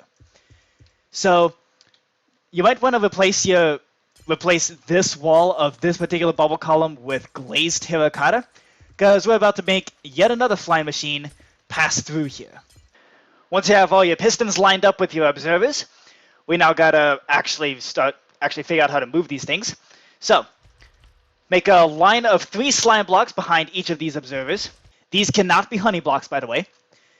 And then behind these triplets of slime blocks, come back 4 blocks like this, and then put 2 observers like this. So it'll make kind of a trident shape, and you just repeat that all the way up. So now you're going to want to grab your obsidian, put 1 obsidian on this bottom observer, and 1 on the side of the slime block here. And now come back a couple blocks and put a sticky piston. So just do that for all of your kind of fork shapes. Alright, we're now going to construct the engine of self-returning flying machines attached to all of these sticky pistons. So, coming back here, place a slime block, put a sticky piston there, and then we're going to make an L shape there. You're going to put a honey block there, a sticky piston here, and another sticky piston there. We're actually going to extend that slime block up 1 more block, then put a normal piston attached to the honey block. Now grab an observer and make it face down right here, and grab another observer, and we're going to attach it here onto this slime block. Might be a bit hard to maneuver, but there we go. Just like this. Now come around the back, and right here you're going to want to put an obsidian. We're also going to put an observer here eventually, not right now. We don't want to activate the flying machine right now. Instead, put an observer behind that, right there. So these observers will eventually form the wall of a bubble column. But now, these self-returning flying machines, just make those over and over. So once again, I'm going to show you how to do it. Wait, put 2 blocks there, and then you can put a sticky piston there. Then make a L shape like that. Sticky piston here. Honey block. Normal piston, followed by a down piston here, and a down observer there, observer here facing into the slime block like this, and then obsidian back here, and then make a space and put an observer there. We'll eventually put an observer here, and once again, put in your bubble column, putting your bubble column right here. And make sure you got your dispenser down 1 block below your last observer. Put your empty bucket in there, and then cover up with the tube, and put your soul sand in there to make it a bubble column. So there we go. Standard stuff. Just make a bubble column that activates all those observers at the same time. And once you have your bubble column in place, you can put your observers here, and that'll basically prime these machines. There we go. Now this bottom flying machine is going to be special. So on only this bottom flying machine, put an observer back here facing out towards the rest of the piston wall. So now 1 block over, put a glazed terracotta, and you're going to want to put a redstone dust on top of that. Next to this redstone, you're going to want to put a sticky piston and a redstone block 2 blocks below that. We're then going to connect this up. So put a redstone dust there, put a sticky piston facing up with the block on top of that, and then put 2 more repeaters, both set to 4 ticks. And there we go. So what's going to happen is that these flying machines are going to come out. They're going to power these observers, which will make the sticks kind of poke out a little bit. At which point, once these fly machines return, that's when it'll activate the rest of the piston wall and make it all extend out. Next up, we need to put in the system to send the piston wall back to where it came from. So to do that, come 3 blocks away from this top piston in these kinds of fork shapes here, and just put an observer facing towards the piston wall. That's it. Just from the top observer, come over 3 blocks and put an observer. There should be 3 blocks of space between each of these observers, and just go all the way up to the top. And when you're done with that, just directly make it into a bubble column tube. Just like this. No need for glazed terracotta, no nothing, just make it into a tube. And there you go. Bubble column complete. That's it. That's the returning mechanism for the entire piston wall. So, yeah, it doesn't really matter where you put the dispenser, just as long as it's not like on this side with the observers. I mean, when it comes time to connecting everything, you can always move the dispensers around in case you position them in an inconvenient way. So it might be worth testing everything and making sure your spacing is all correct. So the way we can do that, because after all, this piston wall is quite large. So if your piston wall is too large, I would not recommend doing this. But here's how you would test that. So first, flip that lever so that way this 7-block wall retractor can retract the wall. And while it's doing that, you can come over here. Sorry about the lag. That's just how the piston wall works. So now, you now need to retract this 4-block wall here. That's the one with the extra normal pistons here. So there you go. It's also a good chance to test out your redstone, make sure it all works. You have your spacing here, and if you kind of rub yourself along the edge of the wall here that's not been retracted, you should see no slime blocks in your line of sight, like directly across. That's good. So let's just make sure that nothing gets dragged along and everything is spaced properly. So go ahead and put a button on your dispenser over here with this, next to this bubble column. In fact, I'll even mark it with the gold block. And go with buttons. So now what should happen is the sticks come out, and then the rest of the piston wall will kind of extend out in kind of a caterpillar-y kind of shape. Oh shoot, we needed to have, we also need to extend the floor and the ceiling. Oh snap. And everything's broken. Yeah, maybe also retract the floor and the ceiling. That probably would have been a good idea. Yeah. That was dumb. Yeah, if your piston wall ever starts looking like this, just scrap and redo, and then cry. That's basically all you can do. Just kill everything, remove it all, and restart from the beginning. Make sure you only remove the observers that relate to the actual piston wall. Try not to remove the observers that actually send off the piston wall. Yeah, that was bad. So assuming you do build everything properly and you retract the walls and ceiling properly, and you send the piston wall over, what should happen is this kind of square of slime and honey should line up exactly with your glass wall or glass door, just like this. So you should also have your sticks basically bump into the normal pistons, just like this. And also on the back, this observer back here should line up with the bubble column that you made back here. So you can now send the piston wall back by just pushing that button and getting the wall to retract itself.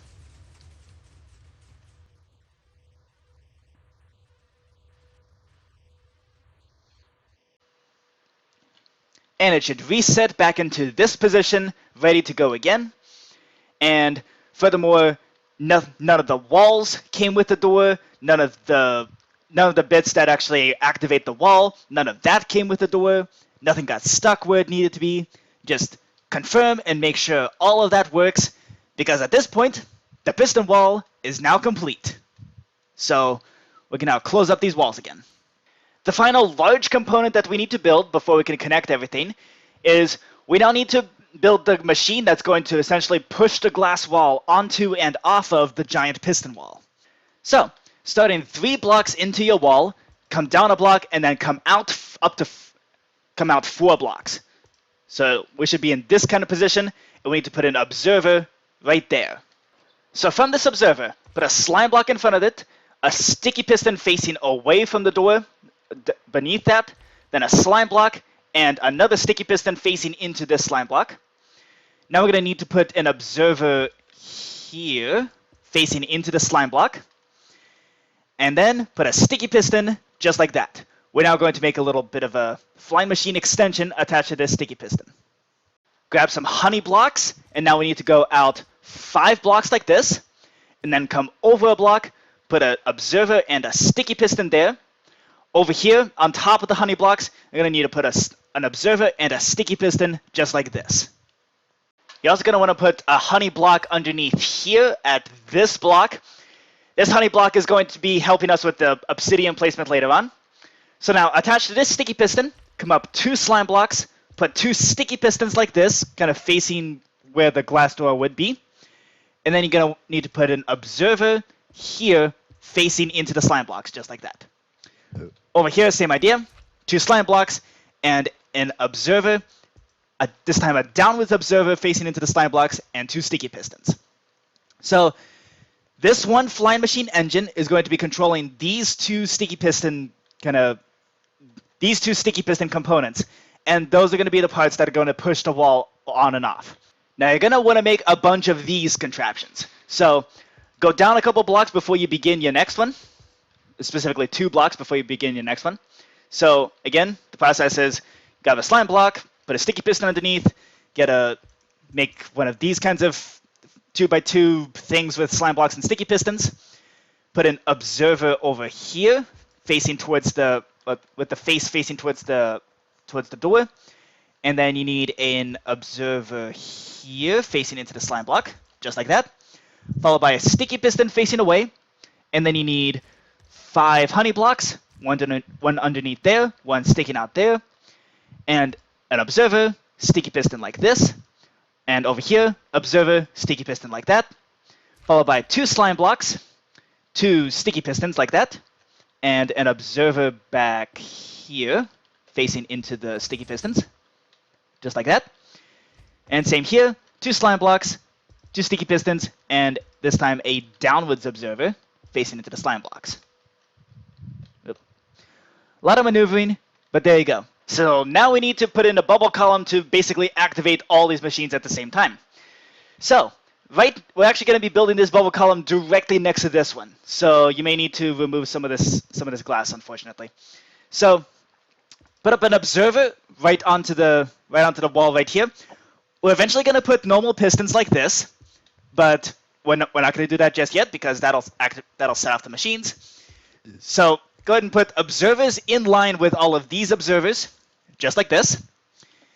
And now, once again, you're going to need to go one underneath the normal observers and put in a dispenser, put in your bucket in there, and then you need soul sand there. And now we're going to need to grab some of your whatever material you're using to make your bubble column tubes. Now we're going to need to fill this part in with water. So let's see if this will actually do anything. It does not. Okay. Sometimes it's unclear. Observers are incredibly sensitive. So then just make the second bubble column right next to the first one. And now you can put your normal pistons on top of those observers once your bubble column is in place. There you go. So now would be a good time to start arranging the obsidian, both on this side and that side. So over here where the flying machine currently is, just put obsidian. You can put it on the top sticky piston for each of the pairs here. You can also put it on the bottom sticky piston. It doesn't matter, just as long as it's actually on the sticky pistons, like this. Now on the other side with the 7-block retractor, we're going to need a slightly more complicated obsidian arrangement. So come down to the 4th layer here with your stripy honey blocks on the 5-block retractor. 1 block in from the edge here, and then come back 5 blocks, like this, and put an obsidian right there. Coming back from this obsidian, go back 4 blocks and put an obsidian to the side like that. And then you're going to want to put another obsidian kind of one down in a staircase like this. And then go up 3 blocks from there and put another obsidian. So this is kind of a repeated pattern a little bit. So basically, every 3 blocks below all of these obsidians, put another obsidian like that. And just, again, 3 block gap and 2 more obsidian like this. So just keep going with that 3 block tall pattern until you get to the bottom, and just cut off the pattern whenever you reach the bottom. So for example, here, once you reach the bottom, this bottom obsidian here is lining up with this kind of gap in the floor here, so you don't need it. Now, on the upper parts of these kinds of staircase obsidians, come back 7 blocks, and then go up a block and put another obsidian. Just like that. So once again, back 7, and then up a block, and more obsidian. Or you can also do the standard thing where you leave a 3 block gap and put the obsidian. We're going to be making yet another bubble column over here. So you can put your tube directly behind this last layer of obsidian, and put observers directly above the obsidian, kind of above the obsidian like this, kind of up diagonal like that.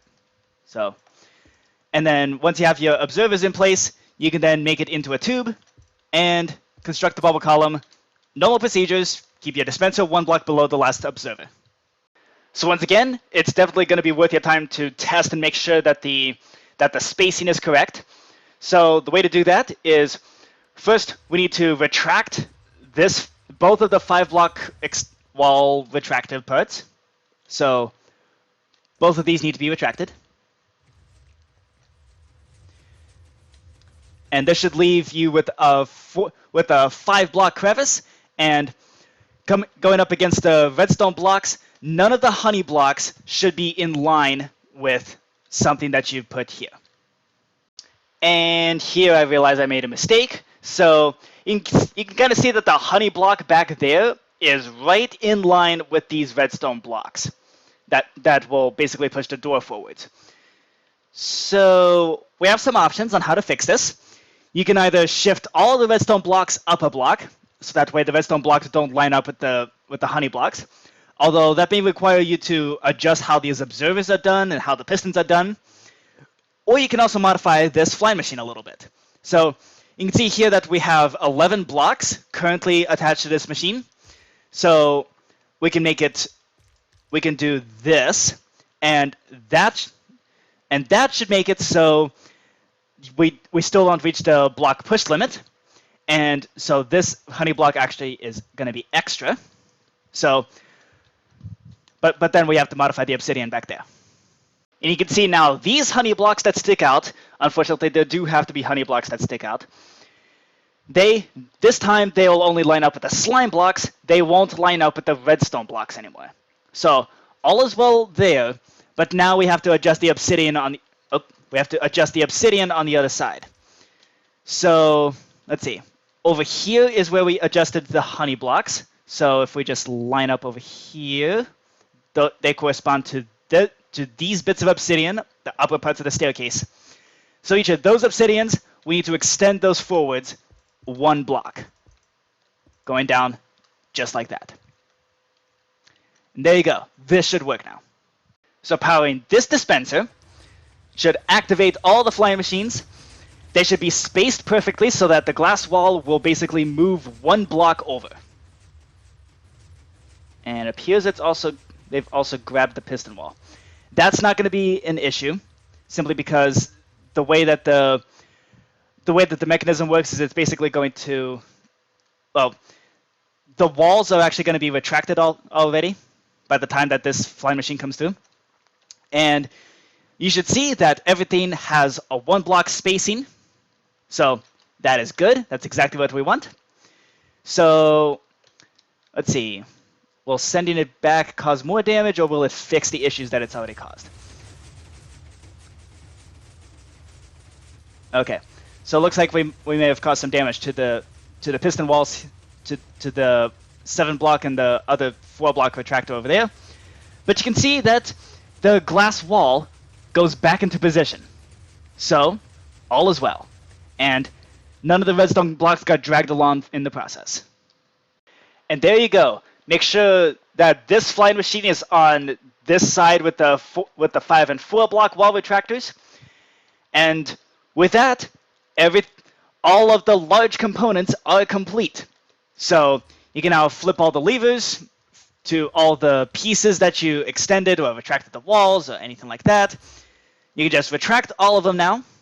So we can do that and that. Basically close everything up. Because now it's time to actually put in all the connections so that all of the stuff opens and closes when it needs to. So let's first connect the floor and ceiling retractors. So these are completely inconsequential. They don't connect to anything, so you can actually remove this lever and bring some redstone dust back to here. What we're going to want to do now is basically line up to somewhere where we can put a bubble column through here without really interfering with any other circuit. So here looks good. From there, put an observer that stares at the redstone line, rig up a dispenser, and now we're kind of doing the bubble column thing but in reverse, because this won't have any observers attached.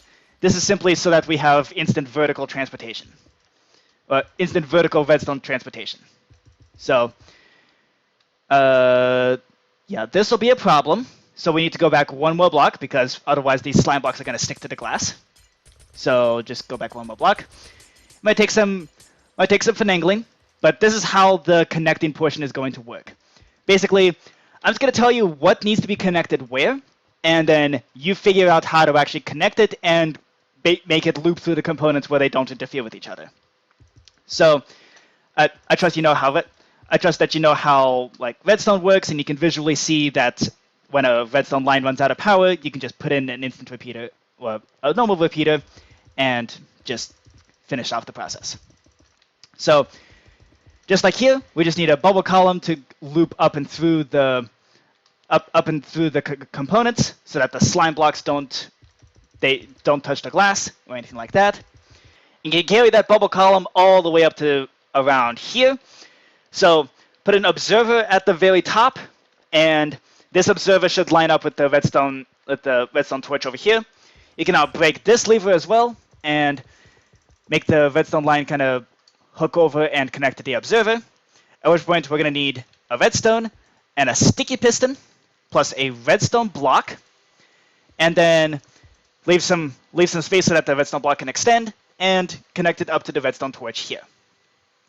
So now what we're going to do is actually, we're probably going to want to disconnect this so that way we can put in the bubble column without the observer reacting. So we can do something like this.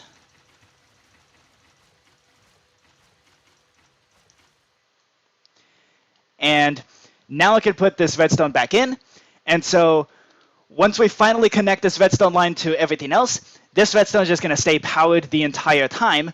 And once it gets powered for the first time, it'll update both the ceiling and the floor at the same time. And there we go. Oh, and don't forget, put your empty bucket into the dispenser. So now comes the part where we connect everything up. So we have some little levers here. We have some redstone lines hanging out. We have some inputs all over the place, dispensers to hook up. So here's how this is going to work. I'm going to tell you what needs to be connected where, and whether you need regular repeaters or instant repeaters. But otherwise, I'm going to let you guys handle the rest. If your redstone line runs out, I trust you know how a repeater works, or at least how to use a repeater to extend the signal, or build up an instant repeater real quick and make the signal keep going. And otherwise, you get to decide how to make your redstone lines loop through your circuit so that none of the components basically you just want none of your slime blocks to touch a redstone line, unless it's protected with glazed terracotta or something like that. And you want to make sure that everything gets connected, and you don't want your redstone line to be trying to cut through here. Like don't put redstone on top of your moving parts. That's basically it. Everything else, totally up to you how it's done. So to start off, put your lever/input wherever you want, literally anywhere. This is just your input area. So this input does need to work like a lever. So it'll be on whenever the door is open, and it'll be off whenever the door is closed. So I'm choosing to put my lever on the floor over here. So you're gonna now bring in your redstone line that comes from your input, and this will go into an observer with a sticky piston and a redstone block attached like that. So this redstone block is really what's going to be powering everything. In fact, you're going to want your redstone block one block away from the sticky piston like this. Now, coming from this redstone block, you need to you're now going to make a really massive redstone line. So if you put your lever on the floor, you're going to need at least 2 blocks of kind of head space, because we're going to need to put in a bunch of instant repeaters. So one redstone line is going to come all the way around, and it's going to connect up to this piston right here. Specifically, how it's going to connect with the piston is you're going to need a repeater coming into the block where you have the lever currently, a sticky piston facing up. We're eventually going to put a block on top of that, but don't do that just yet, because now we need to connect this repeater up to this redstone line like this. So this is how I'm doing it for this particular instance. And you can see the redstone line is going to run out of power around here. So this is where we need to put in our instant repeater, just like that. And put in a sticky piston like that. And then make sure your redstone connects up until eventually this piston gets extended. And then put your block on top. This thing is now primed. So to make sure everything works as intended, you're going to need to remove the sticky piston that's currently attached to this redstone block over here, remove the lever, and put the sticky piston back. And there you go. Nothing should have gotten set off, and now this part is primed.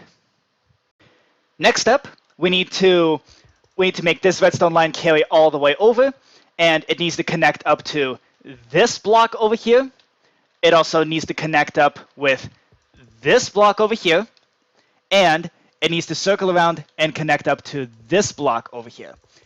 Basically, this one redstone line is going to open up all the walls all at the same time, and this line does need to be connected with instant repeaters. So when you're doing that, just make sure that this flying machine is not going to pick up a piston, and it's not going to drag along any redstone lines. As you go along, it might be a good idea to connect up your redstone line to the lever where you have whatever's currently powering your system, and then remove the lever. This way you can tell how strong your redstone signal is. So something to note is you need to introduce 3 repeaters, all with 4 ticks of delay, somewhere between the 4 block wall retractor and the 7 block wall retractor. So just anywhere is fine, just as long as you have 3 repeaters all set to 4 ticks before you actually connect up to this lever. And while you're at it, on this line, you can actually connect it up to this. You can actually connect it up to the floor and ceiling retractors like this. So yeah, just make sure the redstone line goes all the way through. You can even put a repeater there if you want. And that should make everything retract as normal. Now let's connect the 7 block wall retractor to the actual piston wall. And also, you'll notice that if you were to flip that lever right now, it actually would not retract this particular 5 block wall retractor. And that's because we need the 7 block one to activate first. So, starting from over here at this circuit, put a redstone torch on the side of this block. And then let's come down a couple blocks. And now we need to connect this block here up to this dispenser with a redstone line. So first put up a block line. Make sure that these redstone lines don't interfere with each other. They might have one stacked on top of the other. That's totally fine. And now coming out all the way to here, it'd be a good idea. It'd actually be to briefly. So we can keep the redstone torch here, but we're going to want to power this redstone line just to make sure that the signal actually goes through properly. So you can put it like a redstone block or lever right there. That's not going to mess with anything. And now over here, we're going to need to somehow put we're going to need to put 6 repeaters in here somewhere. So I think this redstone line actually needs to drop down 1 more block. Again, this is completely customized, and it is something that you'll just have to adapt as you find out your situation. So let's see. At the corner here, we need to, or somewhere along here, we need to put in a piston, sticky piston with a block on top. And then we need to put 6 repeaters, all set to 4 ticks. So there's 4, and we can put numbers 5 and 6 right there. And then there we go. So this is now connecting up to this dispenser, which is going to basically set off the entire piston wall. You're probably going to want to move this repeater over here to point directly into the block. That's simply because what we now need is a redstone line coming out from the other side of the repeater, and we're now going to connect this redstone line over to this piston over here. So in this instance, we can actually just dive directly underneath the piston wall. Make sure. So here you got to be careful because slime blocks can transmit redstone. So make sure you have at least 2 blocks of space between your wall and your redstone line. You don't want these observers to accidentally trigger this redstone line. And this one does not need instant repeaters. You can just use normal repeaters for this one. Now on the other side, you're going to want to put an observer facing into the block that has the sticky piston attached here. You're going to then want to put a sticky piston here. So when this piston is extended, it's going to push the observer into the block like this, and then connect that redstone line into that sticky piston right there. So just like that. There you go. And now, so I temporarily power this redstone line just so that I can detect, that way I can tell what signal strength we need. So all is well now. All right, so now that all the wall retractors and extenders are all connected, now we need to actually connect everything up to the piston wall here. And we need the piston wall to trigger the wall pusher mechanism over there. So to do that, come all the way over to the back here, and we're going to add a little arm to one of these engines. So pick one of these engines, come over 3 blocks, and put an observer sticking out like that. It's good. So this observer should line up with a block that's stuck to the wall like this. So you can see here, lines up exactly. So now, we now need that observer to trigger basically these dispensers. So here's how we're going to do that. It's a good idea to note down your y coordinate of this observer. So in this case, we're at y equals 37. So from this dispenser, just need to come up a couple blocks, and so make sure that, and so come up a couple blocks, and then carry it all the way back until you line up with this, with these kind of gold blocks here that stick out. And now we need to come up a block until we're at y equals 36 in this case. So here's how this is going to work. The observer is at y equals 37, and when the piston wall is fully out, it's going to be right here. So when the observer is right there, we needed to activate this. We needed to activate this dispenser. So over here, we need a repeater set to 4 ticks. And importantly, this redstone line is intentionally going to go underneath this observer, so that way the observer will only activate the line once it reaches this endpoint here. So there we go. From there, we now need to connect this redstone line. So there we go. We now need this redstone line to connect all the way over to this dispenser right here. And it needs to be connected using instant repeaters. So this will take some maneuvering. You'll probably need to go you'll probably be going underneath the door here. Again, if you're going underneath the door, make sure that you leave at least 2 blocks of space in between. That way you can fit an instant repeater in here. And I guess this would be an important note. If you're going up with an instant repeater, that's really not too big of an issue. Just you might need to adjust your staircase. But going down with an instant repeater might be a little tricky. So what you might want to do is either make a break in the staircase, or do something like this. And that way essentially you're going to that way the redstone strength will actually carry through. And also, this will give you a good opportunity to be able to just see how far the redstone strength goes. Like for example here, we need an instant repeater. So this is going to be a fairly standard process. So now if you're good at counting to 15, you don't need to worry about this. But if you did the approach of temporarily powering, make sure you do not power this dispenser, because otherwise it'll set off this flying machine and it'll get stuck to the wall over there. So once you reach the end, just go back through and kill your temporary power, and then come back and connect. Just like that. Now over here at the 5-block retractor, you're going to need to put an observer on top of the bottommost flying machine right here, facing into whatever bubble column you have here. And now coming back to the obsidian that corresponds to it, you're going to need to go over a block with some glazed terracotta and get a sticky piston on top of that with the redstone block 1 block away from that. So the sticky piston can grab this redstone block. This sticky piston needs to line up with this observer. So when the observer comes flying back, it should activate this sticky piston here. Now, on this block, you're going to need to make this redstone line right here connect over to that sticky piston from the input. And that connection does need to be made with instant repeaters. So once here at the end, don't connect it up to the piston just yet. Instead, put a sticky piston and then a block on top of that with a repeater here set to 1 tick, then connect it to that piston. And now at this glazed terracotta, this might be a little difficult to maneuver, but we just got to be clever about how we position things. So we need a repeater going into the glazed terracotta, a block behind the repeater, and then we're going to need to get some redstone to go into here. So this redstone should not be interfering with this redstone line right here. If it does, you might need to reposition you might need to rewire some redstone lines. Like you might need to modify this to make it drop down underneath the arch.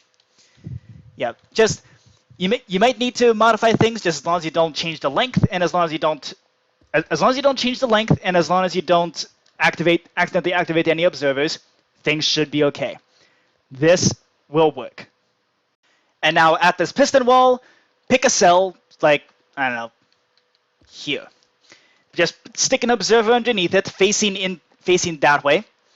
And then we're going to make a redstone line that connects from here, and it needs to connect up to this redstone line over here. Now, also make sure that if you're going underneath a sticky piston or a normal piston, try to make sure you don't accidentally bud power that piston. This one you don't need to worry too much about it bud powering, but just make sure that you don't. Yeah, just be careful. And this redstone line you can do with just normal repeaters. So here we can temporarily power this and send normal repeaters up the staircase. And be careful not to accidentally power your system.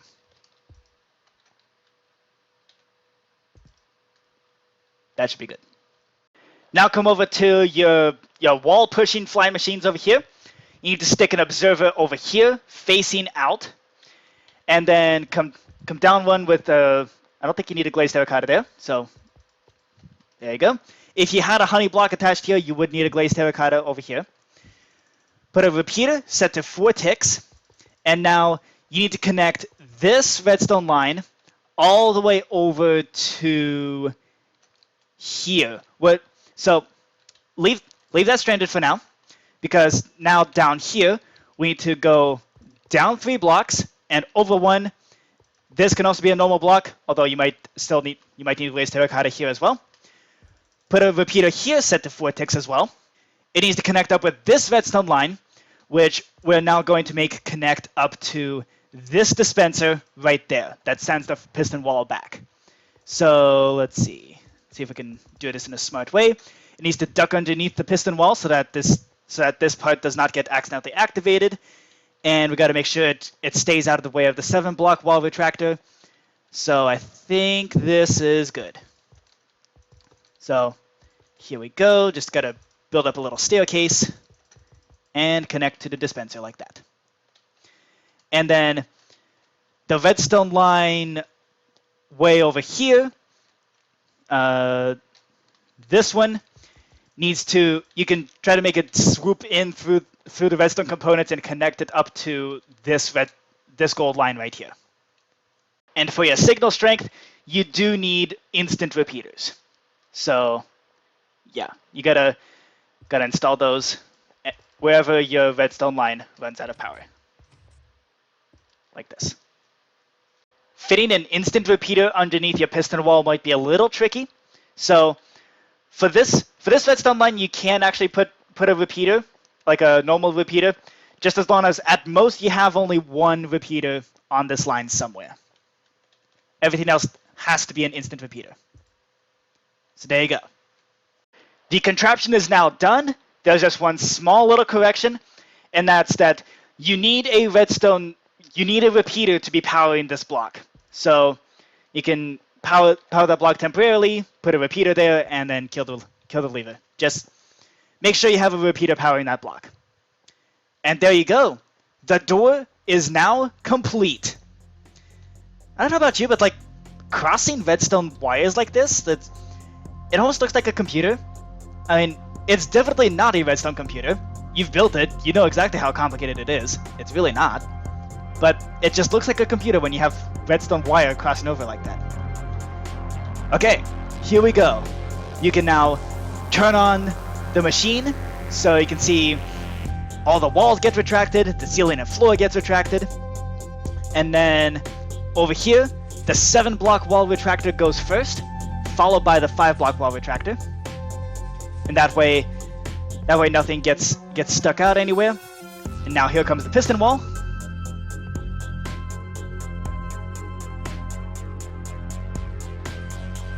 And here you can see the observer that just sticks out is now going to power the wall moving contraptions.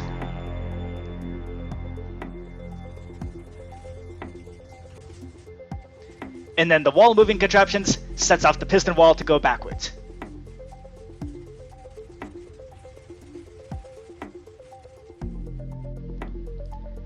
And then everything gets retracted. So first the 5-block wall retractor goes first, and then the 7-block comes around and fills in the spot, and then the redstone blocks come by and close everything up. And now you have your empty hallway. No glass, no nothing, and you can't see any of the pistons. And so now we can close the door. So it's basically the exact same process. There's not even a need to reverse anything. It's literally the same process. The only difference is whether or not there's glass on them. Well, the only real difference is the fact that this fly machine that pushes the glass on and off is just in a different direction. But even the timing is the same.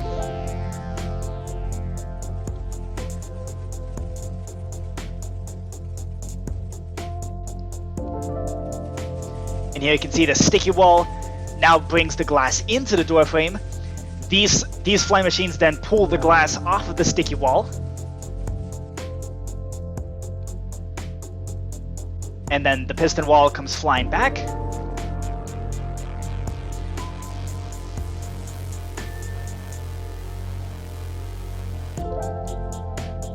And then all the walls close off.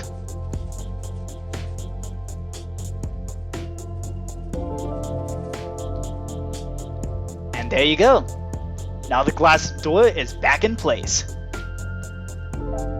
So there you go.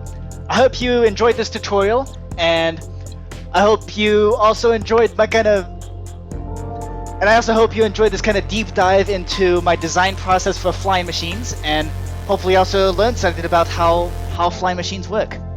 So thank you all for watching, and as a reminder, I will also be publishing a video about how to make the expandable trapdoors that were used in the world's largest seamless glass piston door. That was simply used so that the hallway would not be completely broken up with a big gap to make room for the void. So, but trapdoors like that are pretty cool. So, hope you come back and see that. So thank you so much for watching. I'll see you next time.